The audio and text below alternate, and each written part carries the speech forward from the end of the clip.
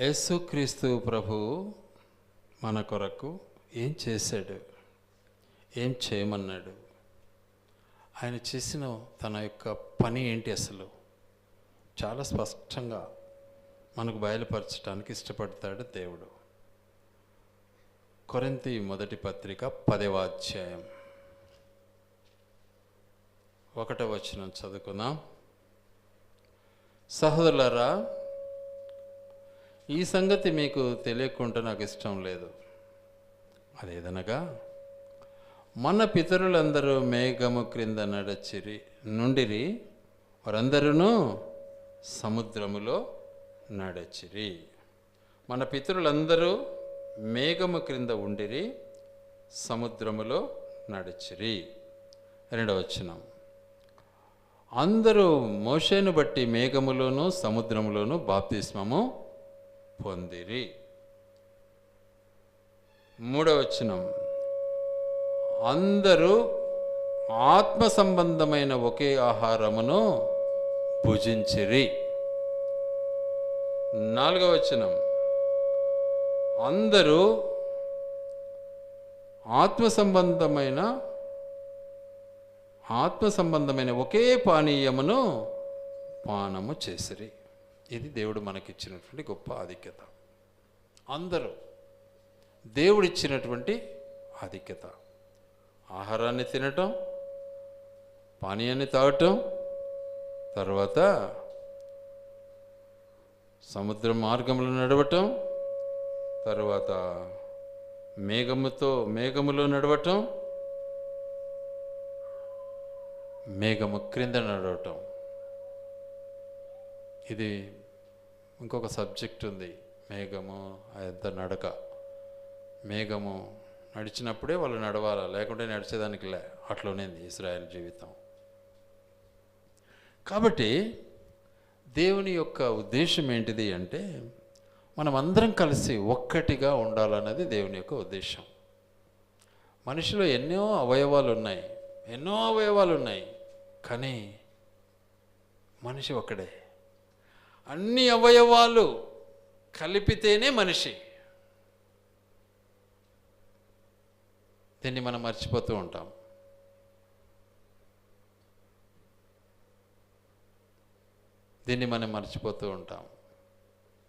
అన్ని అవయవాలు కలయికే మనిషి శరీరం.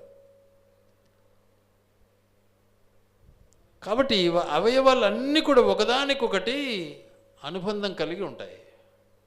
చెయ్యి ఆడించినంత మాత్రాన చెయ్యికే పని కాదు, శరీరం అంతటికి పని. అది మనం మాట్లాడుతున్నాము అంటే ఒకటి నోటికే కాదు అది పని, శరీరం అంతటికి పనే. ఆ రీతిగా యేసుక్రీస్తు ప్రభువుల వారు సంఘానికి శరీరమని, ఆయన మన శిరస్సు అని మనకు చాలా స్పష్టంగా బయలుపరిచాడు. సంఘానికి శిరస్సు ఎవరు? యేసు ప్రభు. ఆ మాట 11వ అధ్యాయంలో ఉంటుంది, చూడండి దయచేసి. 3వ వచనం, 11:3, ప్రతి పురుషునికి శిరస్సు క్రీస్తనియు, స్త్రీకి శిరస్సు పురుషుడనియు, క్రీస్తునకు శిరస్సు దేవుడనియు మీరు తెలుసుకొనవలెను. పురుషునికి శిరస్సు ఎవరు? క్రీస్తు. స్త్రీకి శిరస్సు ఎవరు? పురుషుడు. ఈ రీతిగా దేవుడు శిరస్సాధీనమును మన కొరకు ఏర్పాటు చేశాడు. సంఘానికి శిరస్సు ఎవరు? యేసు ప్రభు. కాబట్టి మనము నిజంగా క్రీస్తులో ఏక శరీరముగా మనము జీవించాలి అన్నది దేవుని యొక్క ఉద్దేశం. అందుకని ఇది నా శరీరము, ఇది నా రక్తము, ఇది నా శరీరము, ఇది నా రక్తము అన్నాడు. ఇది మీ కొరకు విరువబడిన నా శరీరము, ఇది మీ కొరకు కార్చబడినటువంటి నా రక్తం. అయితే మనమందరము ఒకే పానీయమును, ఒకే ఆహారాన్ని తినాలి అన్నది దేవుని యొక్క ఉద్దేశం. ఒకే బండలోనిది మనం త్రాగాలి.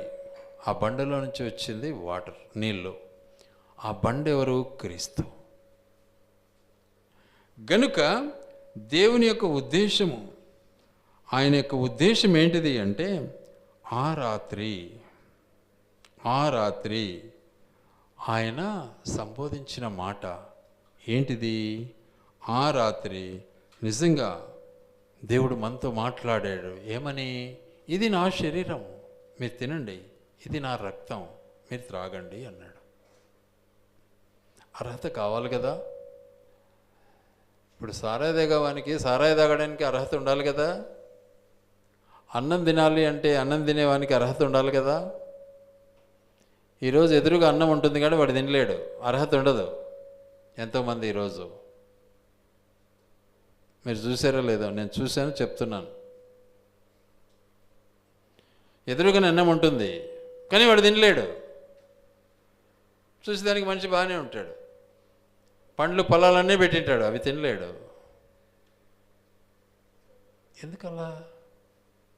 ఎందుకలా అయిపోయింది పరిస్థితి? మన ధోరణి, మన జీవితం మారిపోయింది. ఏమైపోయింది? పండు తింటే షుగర్ ఎక్కుతుంది, తినకూడదు. టైం అటు తయారైంది, ఉంది, మస్తుగా ఉంది తినాలి అంటే, కానీ తినలేడు మనిషి. కానీ దేవుడు మనకి ఇచ్చాడు, నా శరీరాన్ని తిను అన్నాడు. తినేదానికి అర్హత కావాలి కదా మనకు. షుగర్ వ్యాధి ఉంటే అడ్డిపండు ఎలా తింటావును? కాబట్టి యేసుక్రీస్తు యొక్క శరీరాన్ని తినటానికి ఏం కావాలి? మనకు అర్హత కావాలి. అర్హతని ఎలా మనం సంపాదించుకుందాం? లోబడిన జీవితం కావాలి, శిష్యరికం కలిగిన జీవితం కావాలి, విశ్వాస జీవితం కావాలి, నమ్మిన జీవితం కావాలి, సముద్రంలో పయనించిన జీవితం కావాలి, మేఘము క్రింద నడిచిన జీవితం కావాలి. మేఘము సాదృశ్యం ఏంటో తెలుసా? శ్రమలు.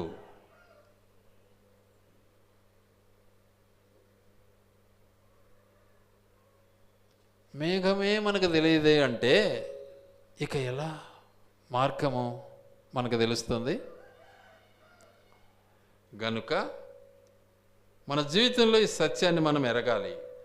అప్పుడే ధన్యులమవుతాం, అప్పుడే మనం ఆ బలలో పాలు పొందే హక్కు మనకు లభిస్తుంది. కొందరు ఇష్టులై ఉండిరి, కొందరు తిరగబడిరి, కొందరు పరిస్థితి ఘోరంగా ఉంది.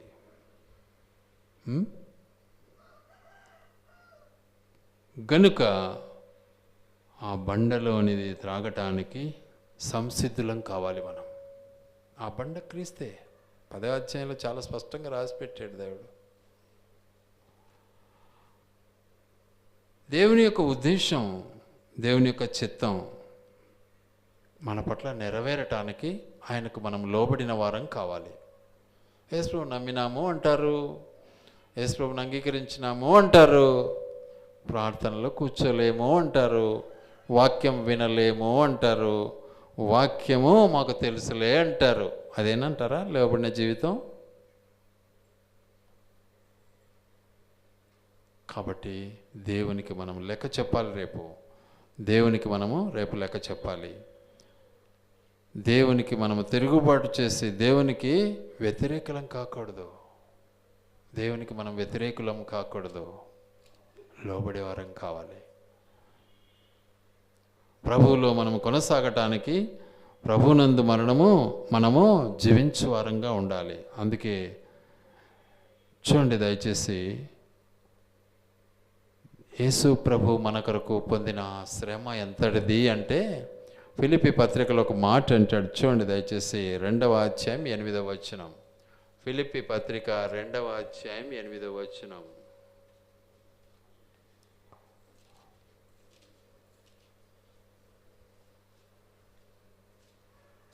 మరియు ఆయన అకారమందు మనుష్యుడిగా కనబడి మరణము పొందునంతగా, అనగా సిలువ మరణము పొందునంతగా, చూసారా, విధేయత చూపిన వాడై తగ్గించుకున్నాడు. మనలో తగ్గింపు లేకుంటే ఎట్లా మనం ఈ శరీరంలో పాలు పొందుతామండి? అర్హత ఉందా? పొందొచ్చా? పాలు పొందొచ్చా? ఒకసారి పరిశీలించుకోవాలి, మనం పరీక్షించుకోవాలి మనం. ఎందుకంటే అందులో పాలు పొందటానికి కావలసిన అర్హత మనం సంపాదించుకోవాలి. అర్హత లేకుండా పాలు పొందితే చాలా స్పష్టంగా ఉంది వాక్యంలో 11వ అధ్యాయంలో. మళ్ళీ ఇంటికి పోయినా చదువుకోండి, కొరింథీ మొదటి పత్రిక 11. వాటి నుంచి తప్పించుకోవటం కష్టమే, అందుకే పాలు పొందటం నేర్చుకోవాలి మనం. అందుకని వాక్యం సెలవిస్తున్న మాట, దేవుడు మన కొరకు ఏర్పాటు చేసినటువంటి శరీర రక్తాల్లో పాలు పొందే వారముగా ఉండాలి. అది దేవుని యొక్క ఉద్దేశం. మన తిరుగుబాటు ఎలా ఉంది? దేవునికి, ప్రవక్తలకు వ్యతిరేకం, దేవుని వాగ్దానములకు వ్యతిరేకం, దేవుని యాజకులకు వ్యతిరేకం, దేవుని ఉద్దేశాలకు వ్యతిరేకం. వీటన్నిటిని బట్టి దేవుడు తన ప్రియ కుమారుడైన యేసుక్రీస్తుకు శ్రమను అనుభవింపచేశాడు, సిలువ వేశాడు. చేసిన ఈ వ్యతిరేకత అంటే ఎవరు గాయపరిచారు యేసు ప్రభువును? మనమే గాయపరిచామండి. ఇంకా గాయపరుస్తూనే ఉందామా? ఇంకా తెలిసి కూడా గాయపరుస్తామా? ఒకసారి ఆలోచించండి.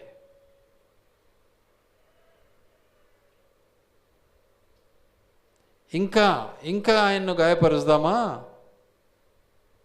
ఇంకా వ్యతిరేకంగా నడుచుకుందామా? ఇంకా నిర్లక్ష్యానికి చోటిద్దామా? ఒక్కసారి ఆలోచించండి. కాబట్టి దేవుని యొక్క వాగ్దానము చాలా స్పష్టంగా ఉంది. యోగ్యమైన విధానముగా నేను క్రీస్తును పోలి నడుచుకుంటున్నాను అంటాడు. యోగ్యమైన విధానం. అపోస్తలుడైన పౌలు తన సాక్షి జీవితాన్ని సంపూర్ణంగా బయలుపరుస్తూ ఉన్నాడు. యోగ్యమైన విధానముతో, యోగ్యమైన రీతిగా నేను ప్రభువునందు నడుచుకుంటున్నాను. నువ్వు చెప్తావా? నువ్వు చెప్పగలవా? కాబట్టి అందుకనే ఆ రాత్రి ఏం చేశాడు? నాతో చెప్పిన మాట ఏంటంటే, ఏమంటున్నాడు? నిజంగా ఏమంటున్నాడు? ఆ రాత్రి అప్పగింపబడిన ఆ రాత్రి ఏం చేయమన్నాడు? రొట్టెనెత్తుకున్నాడు, కృతజ్ఞతాస్తులు చెల్లించాడు. పాత్రనెత్తుకున్నాడు, కృతజ్ఞతాస్తులు చెల్లించాడు.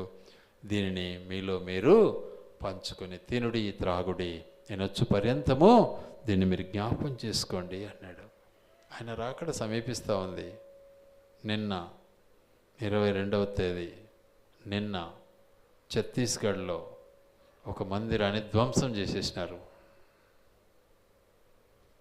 చూడండి, దానివల్ల వాళ్ళకు వచ్చిన లాభం ఏంటి? పాపం పెంచుకున్నారు, నరకానికి సిద్ధమైనారు. మందిరాన్ని గోడలు కూడా పగలగొట్టి పారేసినారు. అట్లే నిన్న జరిగిన సంఘటన.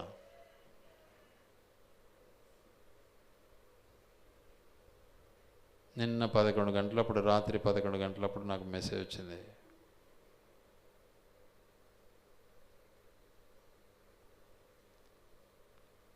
రాయ్పూర్, అదే ఆ రోజుల్లో జరగవలసింది 1వ తేదీ, అది మిస్ అయింది. నిన్న మందిరాన్ని ధ్వంసం చేసేసినారు. గోడలన్నీ బలగొట్టేసినారు, తలుపులన్నీ బలగొట్టేసినారు, కిటికీలన్నీ బలగొట్టేసినారు. ఏమొచ్చింది వాళ్ళకు? ఏం లాభం? దాని ద్వారా వాళ్ళకు వచ్చిన లాభం ఏంటి? దేశానికి వచ్చిన లాభం ఏంటి? దేశ నాయకులకు వచ్చిన లాభం ఏంటి? మందిరాలను పగలగొడితే ఆత్మీయత పక్కకు పోతుందే? సచ్చినా పర్వాలేదు అనుకుంటాడు ప్రభు నమ్మిన వ్యక్తి అయితే, పారిపోడు. ఎంతోమంది ఆహుతైనారు ప్రభు కొరకు. కాబట్టి మరి ప్రభు యొక్క శరీర రక్తాల్లో మనం పాలివారం కావాలి. త్యాగపూరితమైనటువంటి జీవితం మనం అనుభవించాలి. ప్రభువులో కొనసాగ నిమిత్తమై మనము ధైర్యంగా ముందుకు సాగాలి. దేవుడు మన కొరకు ఎన్నో శ్రమలు అనుభవించాడు. ఇక్కడ అంటాడు ఒక మాట దావీదు మహారాజు 106వ కీర్తనలో, 106వ కీర్తన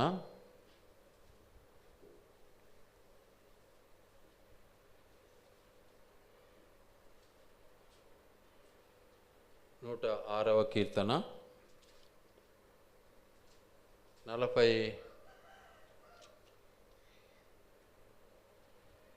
43వ వచనం. అనేక పర్యాయములు ఆయన వారిని విడిపించెను. అనేక పర్యాయములు ఆయన వారిని విడిపించెను. అయినను వారు తమ ఆలోచనను అనుసరించి తిరుగుబాటు చేయుచూ వచ్చిరి. చూసారా, తిరుగుబాటు. దేవుని సన్నిధిని అనుభవించలేని బ్రతుకు తిరుగుబాటే కదా. దేవుని వాక్యం వినలేని బ్రతుకు తిరుగుబాటే కదా. దేవుని సన్నిధిలో సమయాన్ని గడపలేని బ్రతుకు తిరుగుబాటే కదా. దేవుని మాటకు లోబడిన జీవితం తిరుగుబాటే కదా. దేవుని అంగీకరించని జీవితం తిరుగుబాటే కదా. తమ దోషము చేత హీన దశ నందిరి. చూసారా, అయినా మనకు తెలియదు. నేను కరెక్ట్లే అనుకుంటుంటాం. ఏం ప్రయోజనం? ఇంకా తర్వాత ఏమంటాడు? అయినను వారి రోదనము తనకు వినబడగా వారికి కలిగిన శ్రమను ఆయన చూచెను. వారిని తలంచుకొని ఆయన తన నిబంధనను, దేవుడు ఎంత గొప్పవాడు, ఎలా మర్చిపోతాం ఆయన్ను మనం? చూడండి, ఆలోచించండి ఒకసారి. ఎలా ఆయన చేసిన కార్యాన్ని మనం మర్చిపోతాం? ఐగుప్తు నుంచి నిన్ను బయటికి తెచ్చాడు, సముద్రములో నడిపించాడు, కనాను చేర్చాడు, మధ్యలో మన్నాను తినిపించాడు, దేవదూతలు తిని ఆహారాన్ని తినిపించాడు, నీకు బండలో నుంచి నీళ్లను రప్పించి త్రాగనిచ్చాడు, యోర్దాను దాటాడు. ఇవన్నీ ఎన్ని గొప్ప కార్యాలు చేశాడు. మార్గమధ్యంలో ఎంతమంది రాజులను హతమార్చాడు నీ కొరకు. నీ బలమా? అది దేవుని బలం. మరి నువ్వు నడుస్తూ ఉంటే నీ ప్రక్కన ఎన్నో శోధనలు కలుగుతూ ఉంటే వాటన్నిటినీ అధిగమించడానికి దేవుడు నేను నడిపిస్తూ ఉన్నాడు. మర్చిపోతున్నావు. ఆలోచించు ఒకసారి.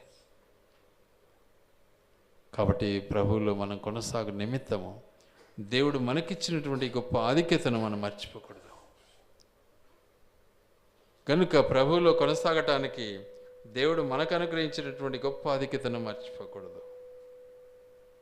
కనుక తిరుగుబాటు నుంచి మనల్ని వేరు చేయటానికి దేవుడు ఈ లోకానికి వచ్చాడు. ఆయన శరీర రక్తాన్ని ఆ కలువరి శిలువపై అప్పగించాడు. ఏం చేశాడు? తండ్రికి లోబడిన వాడయ్యాడు. తండ్రి, నీ చిత్తం ఎదిగో, నీ చిత్తానుసారంగా ఏం చేస్తున్నాడు? నా ఆత్మను నీకు అప్పగిస్తున్నాను అన్నాడు. దేవుడు నిజంగా ఒకసారి ఆలోచిస్తే యేసుక్రీస్తు ప్రభు చేసినటువంటి తన త్యాగ స్థితిని ఎలా మనం మర్చిపోవాలి? మర్చిపోకూడదండి. పొరపాటు పడద్దు ఎవరు కూడా. ప్రభు నమ్మినాము అంటే నోటితో అంటే సరిపోదు, క్రియలో కలిగి ఉండాలి మనం. క్రియ, ప్రభులో క్రియను అనుభవిస్తే మనం ధన్యులమవుతాం. కాబట్టి క్రియానుసారమైన జీవితం దేవునికి ఇష్టమైన బలియాగం. తండ్రికి లోబడ్డాడు కుమారుడు. ఎందుకు వచ్చాను? నేను నా తండ్రి చిత్తాన్ని నెరవేర్చడానికి నేను వచ్చాను అన్నాడు. అది విధేయత. మనకిష్టానుసారంగా మా నాయన చెప్తే నేనేం ప్రాణం ఇస్తానా ఏమన్నా అన్నాడా? అనలే. మా నాయన ప్రాణం ఏమన్నాడు? నేను ఇస్తున్నాను అన్నాడు. మనమైతే ఒప్పుకో. మా నాయన పిచ్చాడు, చేతగానాడు, ఏది ఎప్పుడు ప్రార్థన అంటాడు. నాకు తెలియదు ప్రార్థన. ఎంత తెలియపరుడు కదా. కాబట్టి మన జీవితాన్ని ఒకసారి పరిశీలించుకుందాం. ఎందుకంటే మనం ఆ బలిలో పాలు పొందాలి. అది అనిత్యమైనది, అది పరిశుద్ధమైనది. కాబట్టి మనలో ఇంకా ఎన్ని డాగులు ఉన్నాయో, ఎన్ని మచ్చలు ఉన్నాయో వాటన్నిటినీ సెటరేట్ చేసుకోవాలి, వాటిని తొలగించుకోవాలి. వాటిని బట్టి మనము ప్రార్థన చేయాలి, వాటి కొరకు మనం ప్రార్థన చేయాలి, వాటి నుంచి మనం విడుదల పొందాలి. ఆ పవిత్రమైన రక్తంలో మనం కడగబడాలి, దేవుని యొక్క ఉద్దేశం. అప్పుడు ఆయన శరీర రక్తాల్లో మనం పాలు పొందే అర్హత మనకు ఉంటుంది. అట్టి అర్హతను దేవుడు మనకిచ్చాడు. శిష్యులతో అంటాడు, ఇది నా శరీరము, దీనిని మీరు మీలో పంచుకోండి అన్నాడు. ఇది నా రక్తము, దీన్ని మీరు త్రాగండి. కాబట్టి మన యొక్క జీవిత విధానాన్ని మనము గ్రహించి ప్రభువులో కొనసాగ నిమిత్తమై దేవుని యందు మనం ముందుకు సాగాలి. కానీ మనము ఆత్మీయంగా ఎదగాలి. ఏం ప్రయోజనం? ఈ పక్క విని ఈ పక్క వదిలిపెట్టి మన ధోరణే మంది అని మనలో మార్పు లేని బ్రతుకుంటే నరకం తప్పదండి. ఓ అబ్బా ఆ పొద్దు చూస్తామే, ఆ పొద్దు ఎట్నే చూస్తావు, ఈ పొద్దు కాదు ఆ పొద్దు చూస్తావు ఎట్నైనా. మరి ఈ పొద్దు నీ బ్రతికేంటి? వద్దా నీకు పరిశుద్ధత? ఆలోచించుకో ఒకసారి. అందుకే అన్నాడు, ప్రతి మనుష్యుడు, ప్రతివాడు ఏమంటాడు? ప్రతివాడు తను తాను పరీక్షించుకో. ఎందుకన్నాడు ఆ మాట? చాలా మంది ఒకరినొకరు పరీక్షిస్తూ అంటారు. అది కాదురా స్వామి, నువ్వు పరీక్షించుకో అన్నాడు దేవుడు. నువ్వు పరీక్షించుకో. ఎందుకు? నీ తప్పు నీకు తెలుసు కాబట్టి. అప్పుడు ఆ యొక్క శరీర రక్తాల్లో పాలు పొందు. అప్పుడే నీ జీవితం ధన్యమవుతుంది. దేవుడి మాటలు ఆయన వెనుకడిలో దీవించి ఆశీర్వదించునుగాక.